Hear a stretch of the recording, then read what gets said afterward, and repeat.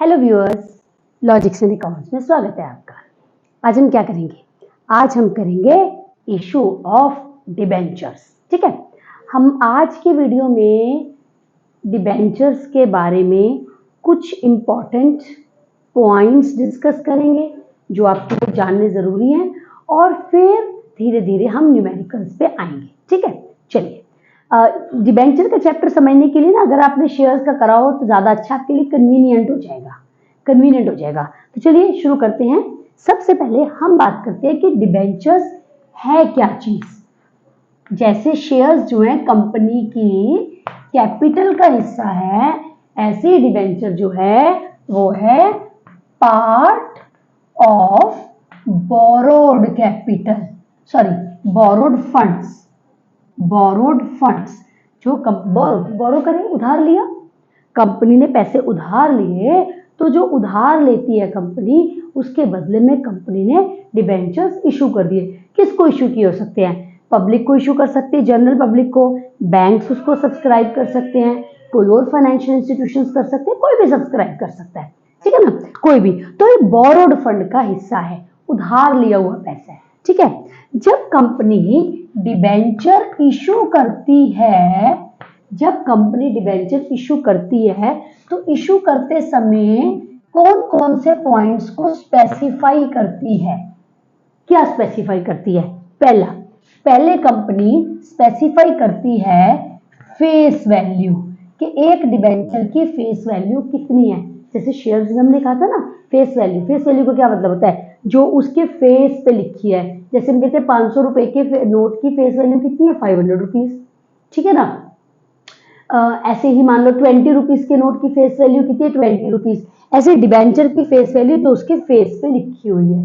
ठीक है, face value. उसके बाद क्या आता है? उसके बाद आता है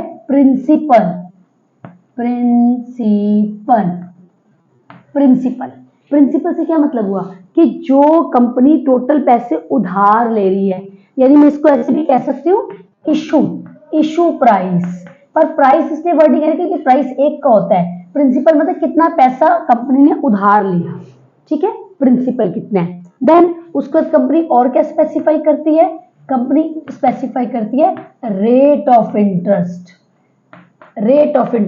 आप देखोगे ज्यादातर केसेस में जब भी हम डिबेंचर लिखते हैं ना, हम डिबेंचर के साथ आगे वर्ड लिखते हैं percent debenture.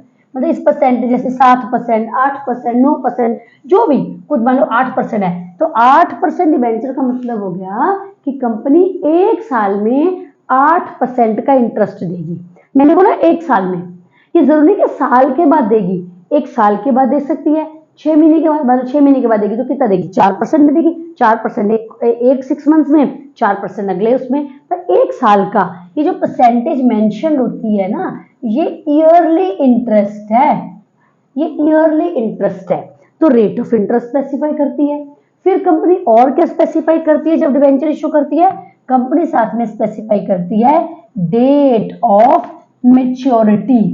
Date of maturity का मतलब है कि ये किस डेट को कंपनी पैसे वापस करेगी। मान लो 5 साल के लिए डिबेंचर इशू करे तो 5 साल बाद पैसे वापस करेगी।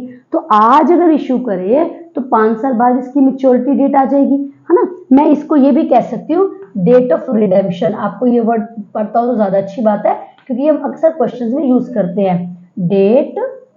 डेट ऑफ रिडेम्पशन का मतलब रीपे, पैसे वापस करना। तो कंपनी कब रिडेम्पशन करेगी ये स्पेसिफाई करती है। ठीक है, अच्छा, और क्या स्पेसिफाई करती है?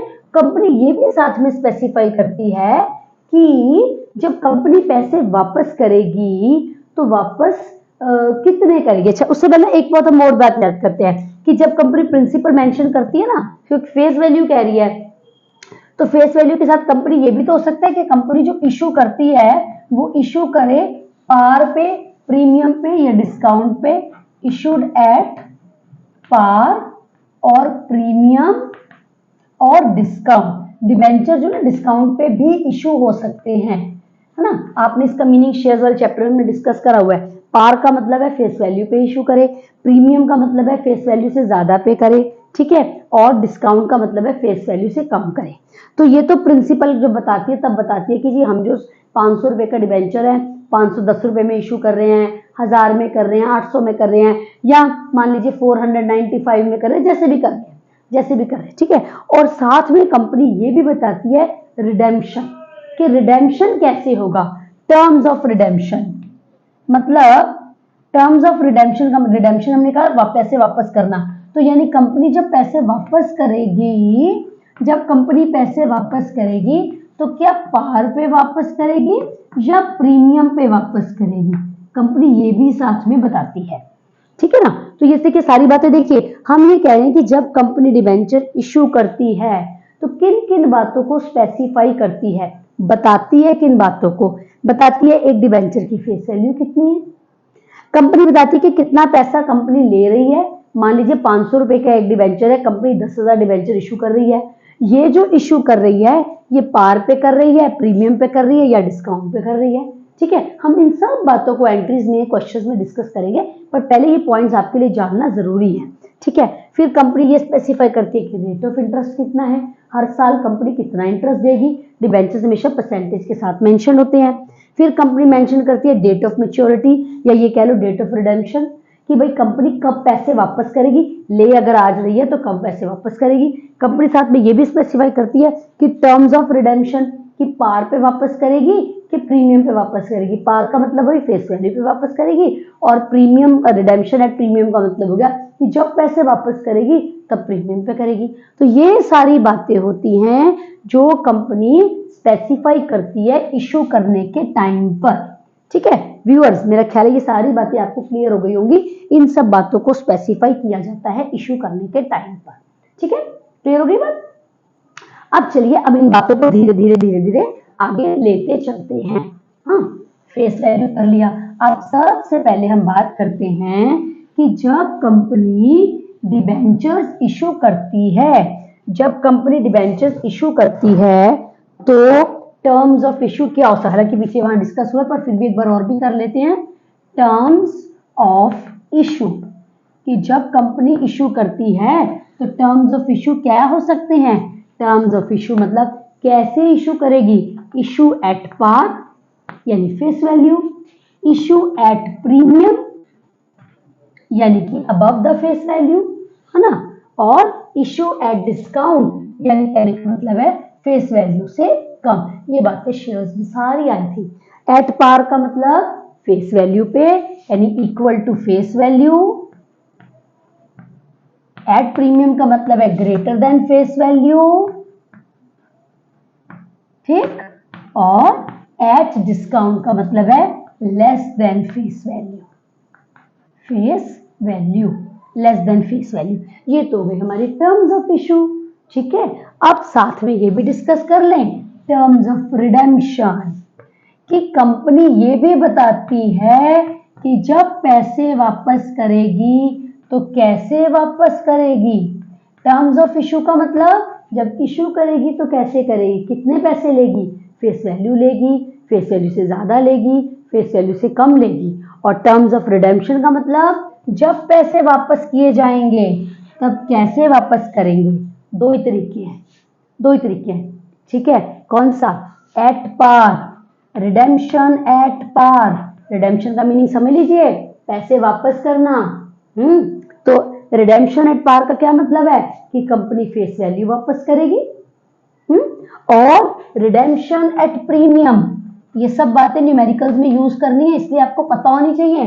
देखिए न्यूमेरिकल करने से पहले ना उसके बेसिक्स क्लियर होने बहुत जरूरी होते हैं, वो जरूर करिए। तो redemption at premium, what is the meaning, company जब पैसे वापस करेगी तो फेस वैल्यू से ज्यादा करेगी। देखो मैं आपको अभी हम बात के चैप्टर का नाम है हमारा इशू ऑफ डिबेंचर, मतलब इशू ऑफ डिबेंचर का मतलब है बहुत सिंपल वर्ड्स में हम कह लें कि लोन लेना। भाई डिबेंचर एक तरीके से लोन ही तो है। कंपनी ने लोन लिया, और टर्म्स ऑफ रिडेम्पशन का मतलब है कि लोन लेते समय कंपनी साथ में बता रही है कि फ्यूचर में जब हम पैसे वापस करेंगे तो कैसे वापस करेंगे, एट पार करेंगे मतलब कि फेस वैल्यू ही वापस करेंगे, या एट प्रीमियम करेंगे यानी फेस वैल्यू से ज्यादा करेंगे।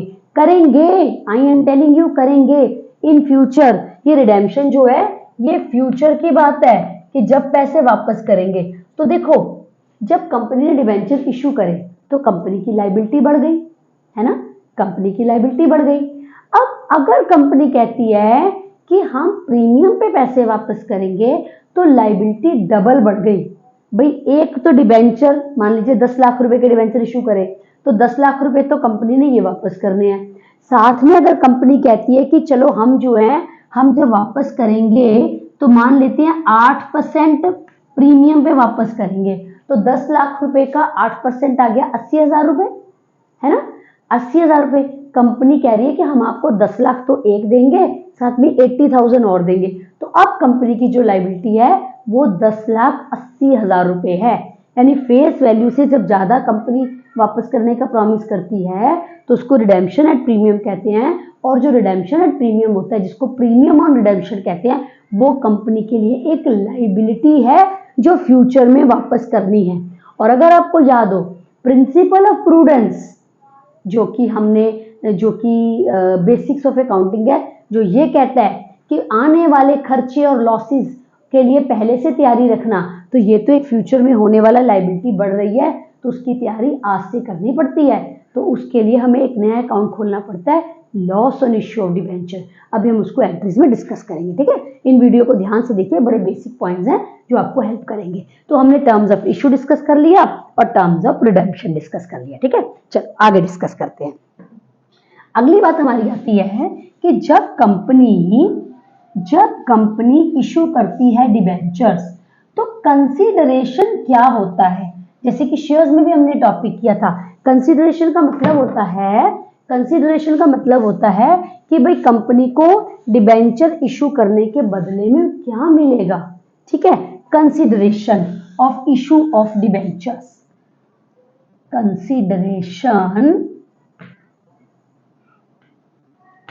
For issue of debentures. जैसे शेयर्स में अगर आपको याद हो, हमने डिस्कस करा था कि डिबेंचर इशू करके जो शेयर इशू करके कंसीडरेशन आता है वो होता है कैश, और दूसरा होता है अदर देन कैश, काइंड जिसको कह सकते हैं। ऐसे डिबेंचर इशू करके कंपनी के 3 टाइप के कंसीडरेशन पॉसिबल हैं। कौन कौन से? पहला आया हमारा इशू फॉर कैश, यानी कंपनी ने डिबेंचर इशू करे और बदले में कंपनी को कैश मिल गया, ठीक है। दूसरा आता है काइंड, या जिसको हम वर्ड्स में हम लिख सकते हैं अदर देन कैश का मतलब कैश नहीं मिला, बदले में कोई एसेट मिल गई। ये टॉपिक शेयर्स में भी बिल्कुल सेम है। अदर देन कैश माने कंपनी ने इशू करा डिबेंचर्स, और डिबेंचर क्यों इशू करे? क्योंकि कंपनी ने कोई एसेट्स वगैरह खरीद ली, बिल्डिंग, मशीनरी, इक्विपमेंट, कोई भी एसेट ली, उसके बदले में कंपनी ने शेयर्स दे दिए, ठीक है। अच्छा, तीसरा आता है issue of debentures as collateral security, यानी कंपनी ने डिबेंचर इशू करे क्योंकि कंपनी ने ना लोन लिया था, ठीक है। कंपनी ने लोन लिया था, तो जब कंपनी ने लोन लिया तो कंपनी मान लीजिए 5 लाख का लोन लिया। अब कंपनी ने जो भी इंटरेस्ट डिसाइड किया होगा, तो लोन लेने के बाद कंपनी ने ये कहा कि आप हमारे कुछ डिबेंचर भी रख लीजिए।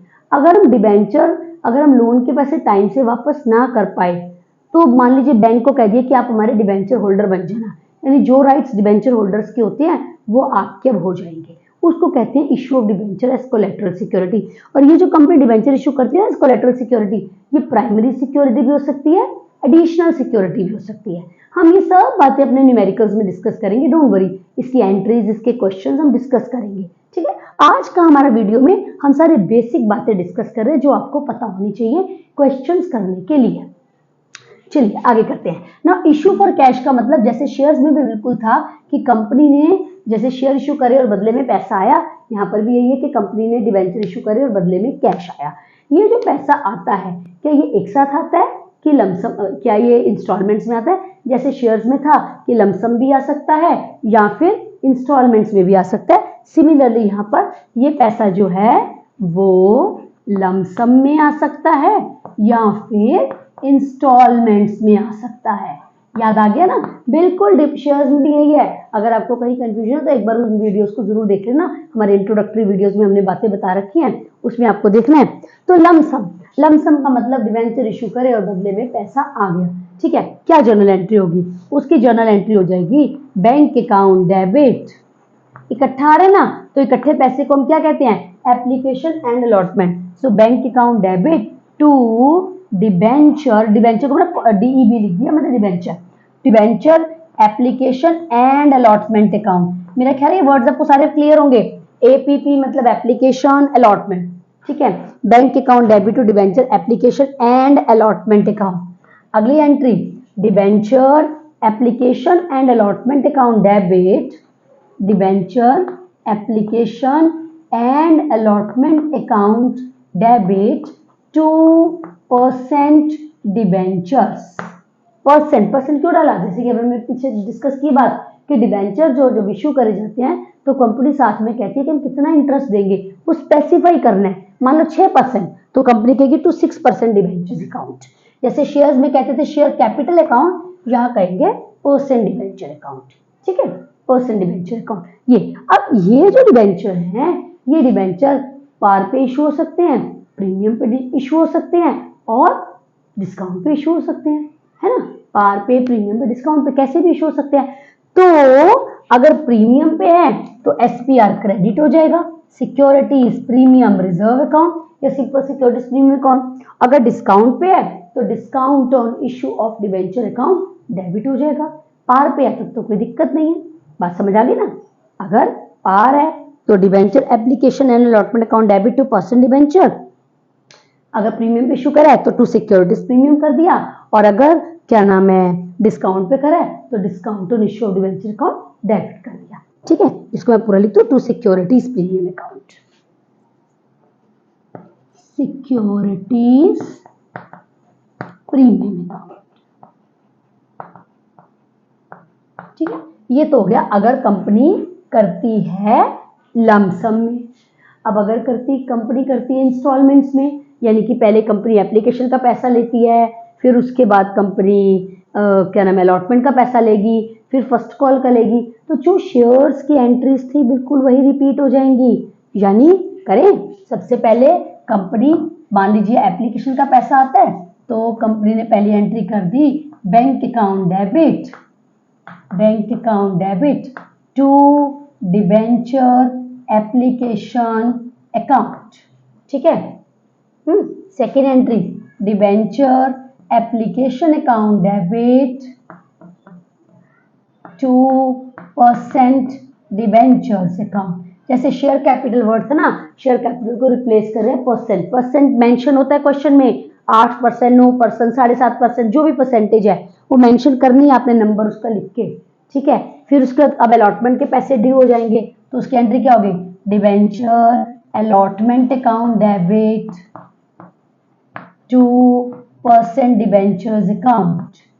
फिर उसके बाद बैंक अकाउंट डेबिट, अब अलॉटमेंट के पैसे मिल गए, टू डिबेंचर अलॉटमेंट अकाउंट। क्योंकि आपको याद होगा ना, हमने शेयर वाले चैप्टर में करा है, पहली इंस्टॉलमेंट का नाम एप्लीकेशन होता है, दूसरी इंस्टॉलमेंट का नाम अलॉटमेंट होता है, तीसरी इंस्टॉलमेंट का नाम फर्स्ट कॉल होता है, फिर कितनी भी कॉल हो सकती है। वैसे ज्यादातर डिबेंचर लमसम में इशू होते हैं, बट हम फिर भी कर रहे हैं कि अगर बाई चांस हो तो, ठीक है। अगर नहीं कुछ कंफ्यूजन है तो शेयर्स वाले चैप्टर की वीडियोस एक बार देख लेना, आपको और क्लैरिटी हो जाएगी, ठीक है। चलो उसके बाद फर्स्ट कॉल आ गई मान लीजिए, सो debenture first call account debit, मान लेते हैं फर्स्ट कॉल तक किया तो फिर इसी को फाइनल वर्ड कर दोगे, ठीक है। अगर आगे भी है तो फिर आगे अकॉर्डिंगली कर लोगे। Debenture final call account debit 2% debentures account. उसके बाद bank account debit to debenture final call account. इस तरीके से कैसे भी हो सकता है, बस आपको बेसिक पॉइंट इसके पता होने चाहिए। ये हमने डिस्कस कर लिया इशू फॉर कैश, उसमें हमने डिस्कस करा अगर लमसम में है तो उस इंस्टॉलमेंट उसी का नाम हम डिबेंचर एप्लीकेशन एंड अलॉटमेंट करते हैं, सीधा हमने वो कर दिया। अगर धीरे धीरे कंपनी पैसे मांग रही है तो फिर भी पहले एप्लीकेशन में आएंगे, फिर अलॉटमेंट के आएंगे, फिर फर्स्ट कॉल के आएंगे, फिर सेकंड कॉल के आएंगे, जो कॉल लास्ट हो उसके साथ फाइनल जोड़ दोगे। ये हमने करा ए फॉर कैश, ठीक है। चलो इसको हम रब करें और अब आ जाते हैं issue for consideration other than cash. मेरे ख्याल में ये वाली एंट्रीज रब कर दूं, ये आपने ऑलरेडी करी हुई है शेयर्स वाले में भी, ठीक है। इसके हमने एंट्रीज डिस्कस कर ली। अब आ जाओ consideration other than cash. Other than cash, other than cash का मतलब है, अदर देन कैश का मतलब है कि कंपनी ने कोई एसेट्स परचेज करी, है ना, तो पहले कोई जो भी नाम, building, machinery, equipment, debtor, stock, जो भी कुछ लिया उनको पहले डेबिट करो। हम यहाँ पर लिख लेते हैं सन्ड्री एसेट्स। आज सन्ड्री एसेट्स क्वेश्चन में होगा तो लिखोगे, उनके नाम गिवन होते हैं तो नाम लिखोगे, ना गिवन हो तो फिर एसेट्स, सन्ड्री एसेट्स वर्ड लिख दो, ठीक है। Sundry assets account debit to vendor. Vendor कौन है? जिससे ये एसेट्स कंपनी ने खरीदी है। अच्छा याद है ना, शेयर्स वाले टॉपिक में भी हमने कहा था कि कभी कभी कंपनी ना उनकी लायबिलिटी भी ले लेती है, कहती है कि चलो हम जो आपके क्रेडिटर्स को या बिल्स पेबल को या जिससे हमने सामान खरीदा उसका कोई लोन ले रखा है, हम उसको पैसे हम वापस कर देंगे।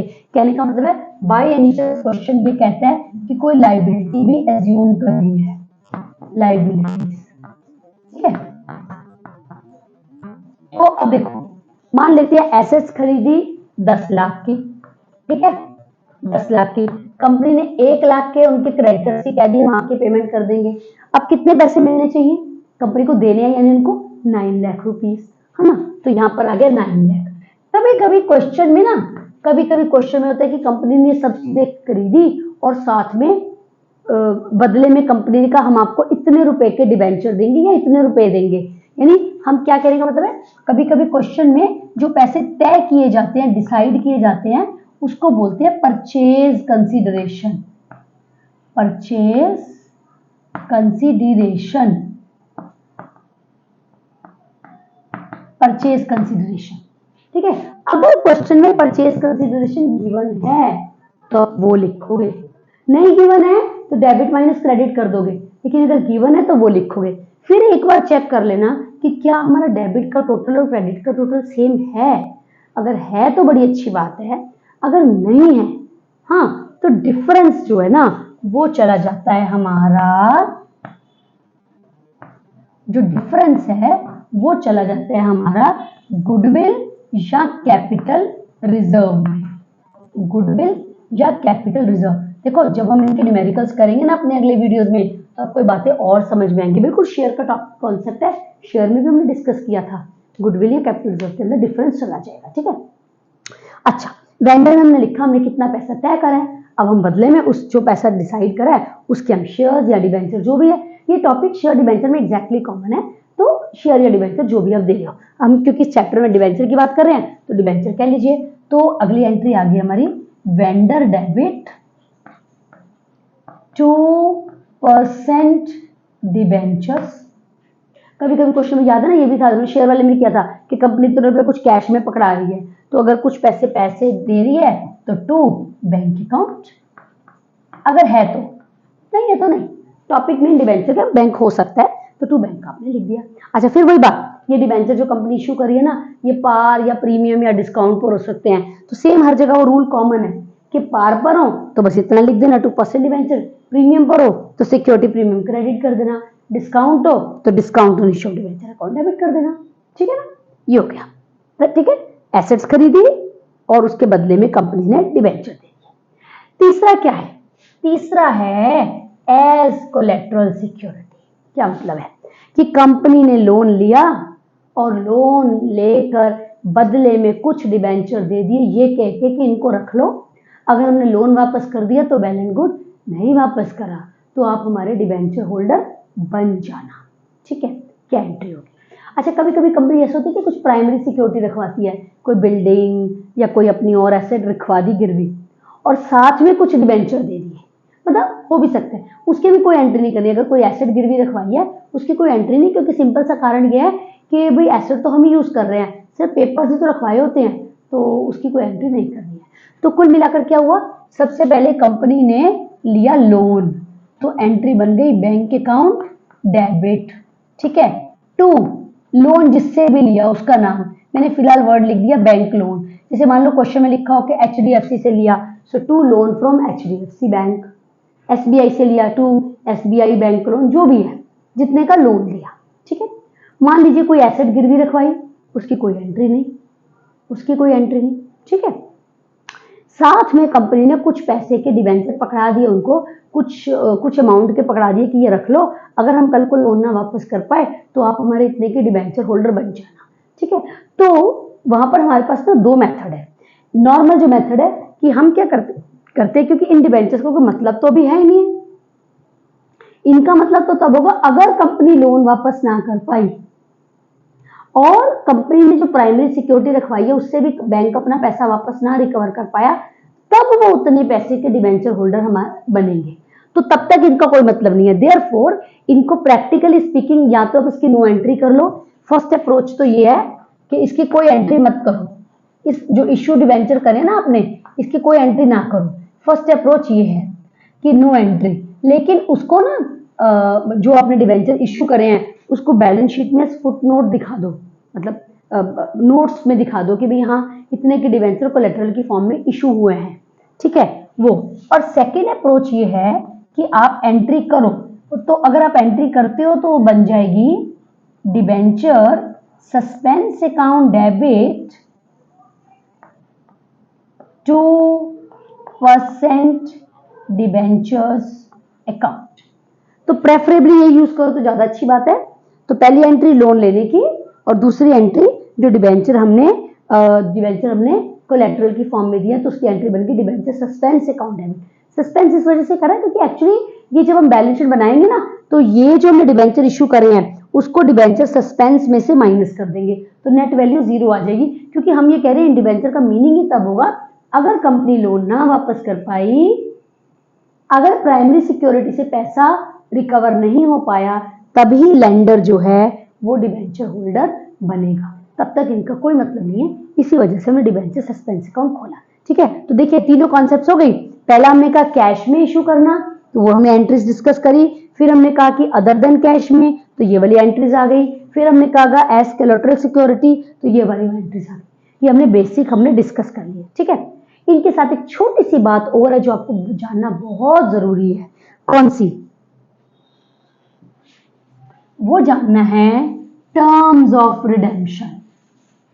ये मुझे अपने करते 1 मिनट। हाँ, ये था हमने पहला लिखा था इशू फॉर कैश, फिर हमने लिखा था other than cash.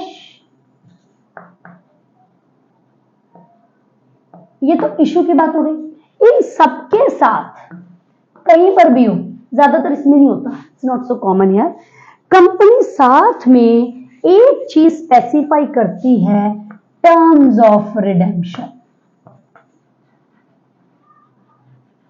Terms of redemption जैसा कि हमने स्टार्टिंग में जब डिस्कस करा था तब हमने कहा था कि कंपनी कहती है कि जब हम पैसा वापस करेंगे, रिडेम्पशन माने पैसा वापस करना, जब हम पैसा वापस करेंगे तो कैसे वापस करेंगे। हमने कहा था ना या तो पार हो सकता है या प्रीमियम हो सकता है। पार का मतलब ये हुआ कि भाई हम फेस वैल्यू ही वापस करेंगे, और प्रीमियम का मतलब है कि फेस वैल्यू से अधिक, फेस वैल्यू से एक्स्ट्रा पैसे वापस करेंगे। जो आप पैसा एक्स्ट्रा वापस करोगे तो वो तो फ्यूचर में लाइबिलिटी है, और इस बढ़ी हुई लाइबिलिटी की वजह से, बढ़ी हुई मतलब जो आपको एक्स्ट्रा पैसे वापस करने हैं, कंपनी को लॉस तो हो ही रहना। मान लो 100 रुपए लिए और 102 रुपए वापस करोगे तो 2 रुपए तो एक्स्ट्रा वापस करने पड़ रहे हैं। तो अगर कंपनी इफ हम कह रहे हैं if these debentures are redeemable at premium, अगर प्रीमियम पे होने हैं तो कंपनी एक एक्स्ट्रा एंट्री वर्क करेगी। कौन सी? और ये इशू के टाइम की बात है, रिडेम्पशन की बात नहीं। और ये इशू मतलब इशू करेगी तो उस समय, क्योंकि प्रिंसिपल ऑफ प्रूडेंस तो यही कहता है ना, आने वाले खर्चे, आने वाले लाइबिलिटीज, आने वाले लॉसेस के लिए पहले से तैयारी करना। तो इशू के टाइम पर कंपनी एक एंट्री और ऐड कर देगी, loss on issue of debentures account debit to premium on redemption of debentures account, loss on issue of debenture account debit to premium on redemption of debenture. ये entry कहाँ करनी है? ये किसी भी मेथड में करनी है। माने अगर क्वेश्चन में ये लिखा हो कि डिबेंचर्स आर रिडीमेबल एट से 4% प्रीमियम, चाहे वो इश्यू फॉर कैश हो, चाहे वो कंसिडरेशन अदर देन कैश हो, चाहे कोलेटरल सिक्योरिटी हो, अगर डिबेंचर प्रीमियम पर रिडीम होने हैं, अगर क्वेश्चन में ऐसे मेंशन करा है तो आपको ये एंट्री और करनी है। ठीक है ना? कौन सी, कहां पर करनी है? ये बाद में भी कर सकते हैं, उस एंट्री से क्लब भी कर सकते हैं। ठीक है, तो आज हमने ये सारी बातें डिस्कस कर ली हैं। ठीक है, अच्छे से वीडियो को देखिए, समझिए, और हम नेक्स्ट वीडियो में अब इनके न्यूमेरिकल्स करेंगे तरह तरह के, ताकि आपको ये बातें और क्लियर हो जाए। ठीक है, तो लाइक करते रहना है, सब्सक्राइब करते रहना है हमारे चैनल को, और नेक्स्ट वीडियो में और पॉइंट्स को देखना है। Till then, goodbye all of you.